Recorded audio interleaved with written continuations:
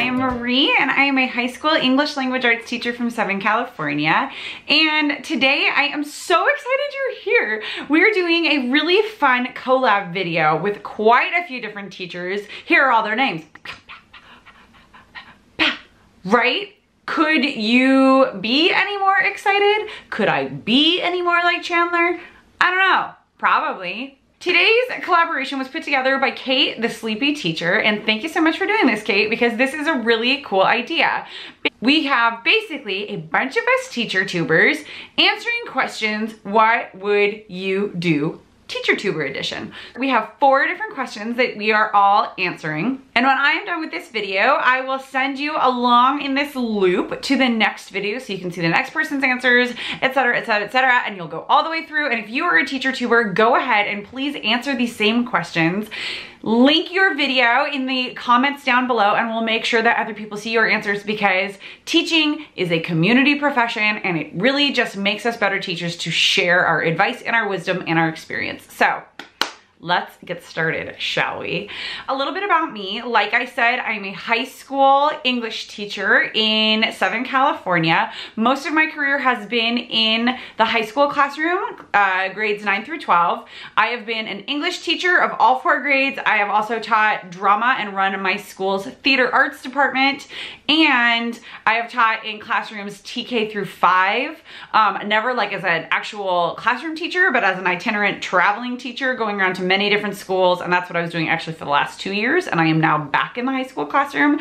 I have quite a colorful batch of experience with different sorts of things in different sorts of classrooms, and I feel like my insight will kind of show that. So question number 1 has to do with gossiping coworkers, or like basically what do you do if some of your coworkers are gossiping? And I mean, we're human beings. This is something that is not going to be like, a lot of times gossiping is a trait that is attributed only, or a behavior anyways, that's attributed to women. And while we're more prone to being called gossips, we are just human beings. And I have seen men gossip just as much as women do. They just don't get called out on it as much. So like, basically, gossiping, it's just like anybody kind of talking in not so great of a light behind somebody's back, or like talking about a story and like maybe spreading a story or something that they don't really know much about. And oh my gosh, do I ever have experience in this field. Have I myself been known to gossip? Yes, sadly I have, and I'm sure everybody else out there has, because like I said, it is human nature. We talk about things. We get excited about stories and we talk about them and we might not think about consequences. But I have also been many times around people who are talking about some of our coworkers or about a kid or about like whatever, and it's just like a situation that happened in a classroom, and sometimes these situations can get kind of blown out of proportion. Here's what I normally do if I find myself in a situation where people are gossiping near me or around me. Well, I'm a pretty bold person, so I don't know that this advice is gonna work for everybody, but I like to go up, if I'm not part of the conversation, I like to go up and say, hey, I think what you're saying might really hurt that person's feelings if they were to overhear you, and that door over there is open, so I just wanna make sure that like nobody's gonna come around the corner and hear what you're saying. And I'll kind of like play it as like, hey, everybody has their own opinion, but you just might wanna be careful because the doors in this hallway and this workroom are open and your voice is loud. And I always kind of pull the like, somebody can probably hear us card to like try and like snap people back into reality that like you just probably don't want to be talking about people and you don't want them talking about you. So yeah. I guess try to like shame people as nicely as I can. I don't know, it works. It gets me out of the situation. What's that coming, Mom? I'm on my way. Okay. Number 2 is, how would you deal with a parent who is upset about a grade? Okay, so my answer to this is twofold. Number 1 is document, document, document. Always go for transparency. I have made the mistake in the past of having a project or a grade be a little bit too subjective, and I don't have the like documentation to back up my subjectivity and to back up my judgment or on their grade. And I've learned my lesson, and I have very clear guidelines, very clear rubrics, exactly how kids are going to be graded on their assignments so that there's no misunderstanding. I also have I keep very clear records of their assignments and of their grades, and I keep them online so that parents can always access them, and I always direct parents there. That leads me to my second part, which is be as proactive as you can to avoid the situation. And I will get to actually like how to deal with the parent in just a second, but like, if you can get yourself in the habit of doing grading as regularly as possible, especially like for the secondary, like middle and high school, where they have multiple classes and therefore their parents are gonna be worried about multiple different subjects with grades, like actual letter grades attached to them, I make a point to make sure that my grades are updated once, if not twice a week. A lot of times I think that the parent upset comes from feeling blindsided and that they don't know like where this grade came from, and they didn't even know the kid had the project or like whatever it is.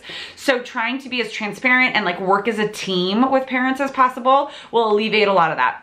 Now, when a parent is actually upset, like legit upset with you about the grade, it's basically like you're in conflict management mode, right?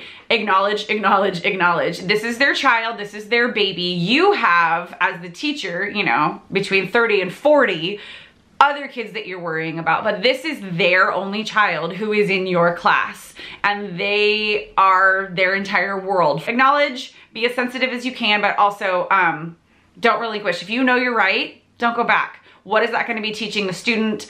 And I like to have a lot of conversations in front of students with their parents, so that if there are any miscommunications that are student created, those can be squashed right there, and students know that I am working with their parent directly to build their education. Okay, next question. Number 3, how would I deal with somebody who's just basically like raining on my parade? Negative Nancy and negative Ned, doesn't like any of your ideas. You think you're doing well, and they're like, no, none of that's going to work. Why are you even bothering to try? Unfortunately, I've had a lot of experience also in this arena. I'm a pretty energetic person. I have a lot of ideas. I like to tell people about my ideas. I like to work with a lot of people on my ideas, and that is too much for some people. And basically, here's how I feel about that. If you are wondering, like, maybe I'm a little bit too much right now, okay, check your ideas. If you are still as gung-ho about your idea and about, like, if it's lunch bunch or if it's some sort of a collaborative project you want to do, if you're like, no, this is actually like what's for the greater good, this is for the good of kids, this is for the good of teachers, if you're pretty like dug in about what you're going to do, then you know what? Leave those people in the dust and go find your people. I have found my people both on my campus and like on the internet. Like, find the people who think that your ideas are good and who can give you actual constructive criticism. If your idea is okay, then they'll give you actual criticism that like things to build on, rather than just saying, no, that won't work. I just do my best, and this is taking me some years to learn, to give people a chance. You know, if somebody's negative at first, they might turn around. Give them a little bit of a chance, and if they're not turning around, then boy bye. Like, go and find your people who will applaud your triumphs and champion you when you are trying, and who will give you what you need to get better and will come to play. You know what I mean? Take your ball and go home, and go find the people who will actually play with you nicely. That's what I have to say about that one. I don't think it needs to be a big deal. I don't think it needs to be like brought up huge in the like staff like lounge in front of everybody that someone is being negative towards you. I think you could just like back off and be like, fine, I'm done. And they'll get the message, like you'll just stop talking to them. That's what it is. Last but not least, number 4, how to deal with a colleague who is stealing your ideas, or who is taking your ideas and calling them their own. So this one's kind of tricky. I will say that I try to start, because I mean, this has happened to all of us, you know, whether it was on purpose or on accident. I try to start with the belief in goodwill, and like, I try to like just grant that grace so that I don't start in a negative place. But if somebody is taking an idea that I had and like bringing it to an administrator and saying, hey, what if we do this? And it's like a really good idea. Yeah, it kind of like rubs me raw, but if it's gonna be for the greater good, then I guess it's okay, and my ego doesn't have to be tied in it. Now, that's like once or twice you can kind of pass that off as like an accident, or somebody just kind of like heard the idea and then got it going in their head and then went, wow, that's a great idea, and like thought it was their own. Like, okay, I'll give that to you a couple times. But when it becomes regular, or like it happens a whole ton of times, then I think it's something that needs to be addressed. And there are a couple ways to do this. There's the non-confrontational way. It's not really like passive aggressive, but just to say something along the lines of, hey, oh my gosh, that is such a good idea. Do you mind if you like CC me on things like that? Because I think we're on the same wavelength here. Like, I think we're really working together.